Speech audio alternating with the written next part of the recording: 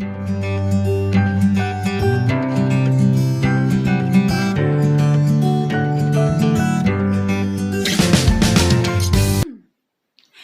there, it's Terry from the Quarter Acre. How are you doing today?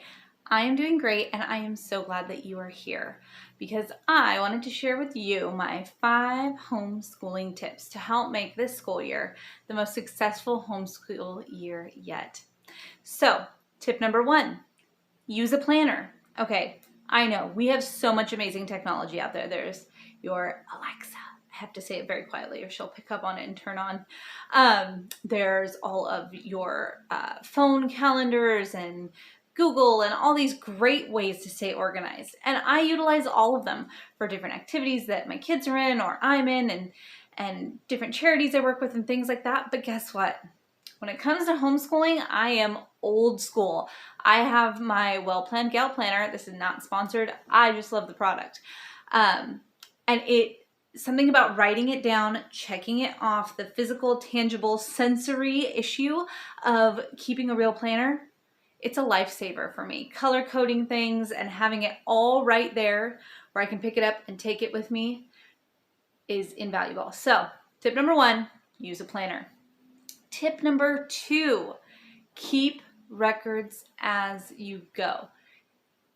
There is nothing worse than getting to the end of the quarter and opening up the grade section of your Well Planned Gal Planner and seeing, I have not graded anything in 2 weeks. Oh no. So then you go through and you start grading and you go, my kid totally bombed this test.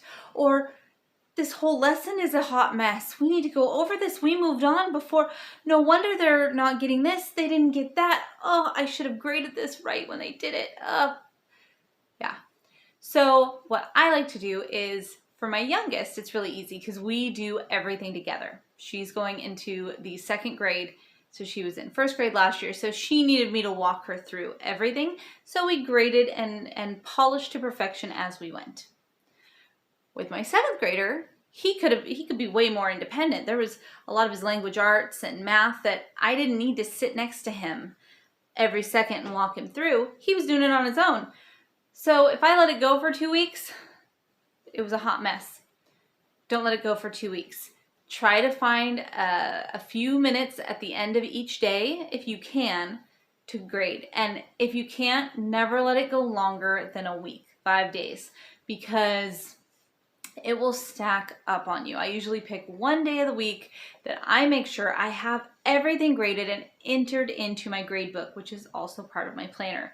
It's one of the reasons picking a really good planner from step 1 is so important. All right, number 3, make time for prep. So just like you've carved out time to grade and record everything, make sure you're giving yourself prep time and factor that into school time, right? We've all seen the parking lot at the public schools at like 6 o'clock at night and there's still teachers there off the clock prepping for their class, not getting paid for it. Make sure that you give yourself some teacher in service time that you are getting paid for. So I like to set some strict hours for myself. Otherwise, I will be that 6 o'clock teacher. And I want to make sure that I am successful. I want to make sure I also don't burn out halfway through the school year. Because in the beginning, I am gung-ho. I'm going to plan everything. I'm going to spend all these hours doing this. And after Christmas, it all goes down the drain. So make sure that you are planning time into your school day for prep. So maybe there's a time when one of your kids can read to one of your other kids and they can go and sit and do that while you do your prep work for the next day. Or maybe it looks like you getting up a little bit early before the kids, taking care of all your self-care stuff, and then sitting down while they eat breakfast and maybe listen to an audiobook while they eat breakfast, and you can be doing your prep work.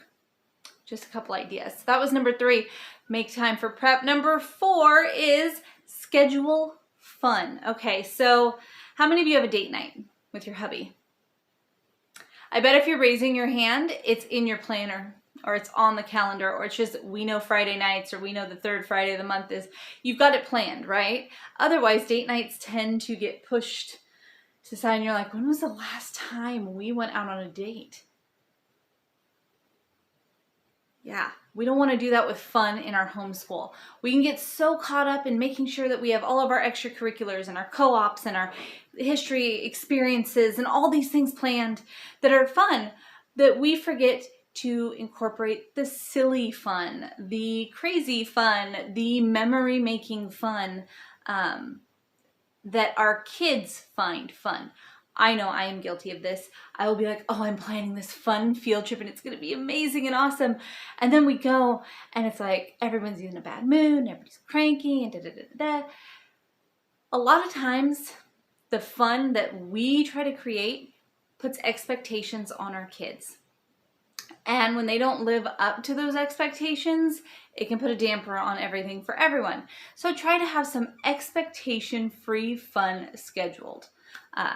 The kids don't have to know it's coming, because I know with my kids, if I'm like, yeah, Friday, we're going to run through the sprinklers.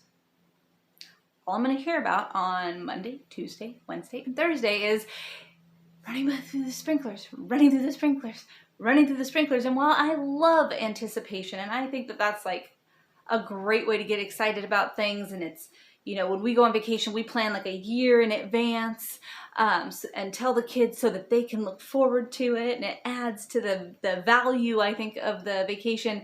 For these small little fun things, it adds to my annoyance. So you don't have to tell them, but you need to have it scheduled. All right, no expectation fun on the schedule. That was number 4. Number 5 is give your kiddos and yourself a little grace. So sometimes things don't go as planned. Sometimes expectations are too high. Sometimes something we thought we were going to sail right through ends up being a major stumbling block. Grace. Sometimes we have a bad day that starts off so bad that we just have to cancel school that day and move it to Saturday or Sunday, or take a day off of vacation that we had planned later on. That's okay. That's the beauty of homeschool, is that you can give each other grace. You can say, you know what? I'm at a 10. Mom's gonna go and take some time, and maybe we'll pick this back up after dinner. Maybe we won't. Maybe we'll come back to it tomorrow. You can give yourself that grace. You can give your kids that grace, and that is one of the beauties of homeschool. I hope that you found this video helpful and that these 5 tips will help you in your homeschool to use a planner, keep records as you go, make time for prep, schedule fun, and give your kids and yourself some grace. Thanks for joining me here on the Quarter Acre, and I hope to see you again soon. Don't forget to give this video a thumbs up if you found it helpful, and hit that red subscribe button down below so that you don't miss out on any content from the Quarter Acre. And happy homeschooling. Be blessed.